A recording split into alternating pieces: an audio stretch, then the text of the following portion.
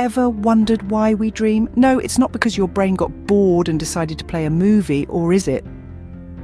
We've all experienced it. One moment you're in a deep sleep, and the next, you're flying over a city of marshmallow buildings or running away from a giant tomato. It's a world that teems with impossibilities, a realm where the surreal becomes the norm. Welcome to the mysterious world of dreams. Dreams are like the ultimate mystery novel. You're both the reader and the author, except the plot is always unpredictable and the characters could be anyone from your postman to a purple alien. It's a world that's exclusive to you and directed by none other than your brain. Yes, your brain might secretly be a Hollywood director. Now, let's cut to the chase. What's the science behind these midnight movies? To understand this, we need to delve into the concept of sleep stages. When we sleep, we cycle through various stages of sleep, each with its own characteristics. It's like changing channels on your TV, except you don't have the remote control. The first few stages are all about deepening relaxation and slow wave sleep. It's like the warm-up before the big show. Your body is relaxing, your heart rate is slowing down, and your brain is getting ready to roll out the red carpet for the star of the show, the dream stage. And then we reach the REM stage, rapid eye movement, where dreams mainly occur. Your eyes are darting around under your closed lids, as if trying to keep up with the action in your dream. It's like your brain is saying, lights, camera, action. So dreams are not just random images, but a complex process. The brain doesn't just switch off when you sleep, it turns into Steven Spielberg. But why does it do this? What's the point of all these dreams? Well, that's a question for another scene. Stay tuned for the next act in this sleep saga. Now let's dive into these sleep stages. It's like the stages of watching a movie. Anticipation, excitement, climax, and the end credits. Our sleep journey begins with the anticipation stage, or as scientists like to call it, the first stage of sleep. This is where you're just dozing off, flirting with the idea of sleep. Your brainwaves start to slow down, and your thoughts might drift to that embarrassing thing you did in 3rd grade. It's a light sleep, and you can be easily awakened, much like when you're waiting for your movie to start and the slightest noise makes you jump.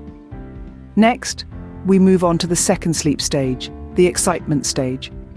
Here, your brain is slowing down even more, but there's also some quick, rapid brainwave activity, much like when the movie's plot begins to thicken. This is the stage where you spend most of your sleep time, so think of it as the main feature of your nightly brain cinema.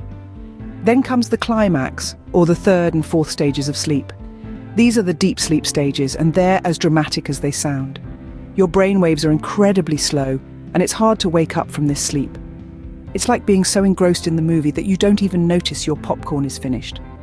This is when some serious rest and repair work happens in your body. Lastly, we have the end credits, also known as the REM, or rapid eye movement stage. In this stage, your brain is almost as active as when you're awake, and this is where most of your dreaming happens. It's the part where you wait for the post-credits scene, hoping for a sneak peek into the sequel. So in the end, it's not just about getting your beauty sleep, it's about the brain's grand performance every night. And just like any good movie, it's worth experiencing in full. After all, who wants to miss out on the brain's nightly showtime? Now, let's move on to the star of the show, REM sleep, where your brain decides to throw a wild party. Imagine this, it's late at night and your brain decides to host a grand soiree. You're unconscious, but your brain, it's wide awake. And it's party time. This is REM sleep, the stage of sleep where dreams, those weird, wonderful, and sometimes outright wacky narratives are brewed. REM, an acronym that stands for rapid eye movement, is aptly named. You see, while you're peacefully slumbering, your eyes are darting back and forth under your closed eyelids, like they're watching a fast-paced tennis match. But what's really fascinating is what's happening behind those darting eyes. Your brain is as active as a beehive in spring, and it's in this buzzing state that dreams are born. Yes, that's right. Your brain waves during REM sleep mimic those of when you're awake. So in essence, your brain is awake, but you're asleep. Sounds like a paradox, doesn't it? Now, you might be thinking, if my brain is throwing a party, why aren't I invited? Well, you kind of are. Except instead of shaking a leg, you're paralyzed. You heard that right. During REM sleep, your body is virtually paralyzed. This is nature's way of preventing you from acting out your dreams. Imagine, if you will, sleepwalking on steroids. Not a pretty picture, is it? But don't worry, this paralysis is temporary and perfectly normal. It's just your brain's way of keeping you safe while it's busy spinning those strange dream tales. From fantastic adventures to unearthly landscapes, from meeting long-lost friends to conversing with aliens, your brain cooks up an eclectic mix of dreams during this REM party. And while we're yet to fully understand why and how this happens, one thing's for sure: REM sleep is the stage where your brain lets its hair down and gets creative. So REM sleep is not just another stage, it's where the magic or the madness happens. But why do we dream? Is it just for our brain's amusement, or is there a deeper meaning? Let's dive into some popular theories that scientists and sleep experts have proposed over time. One of the most well-known theories was presented by the father of psychoanalysis himself, Sigmund Freud. He suggested that dreams are the expressions of our deepest desires and anxieties, mostly of the erotic kind.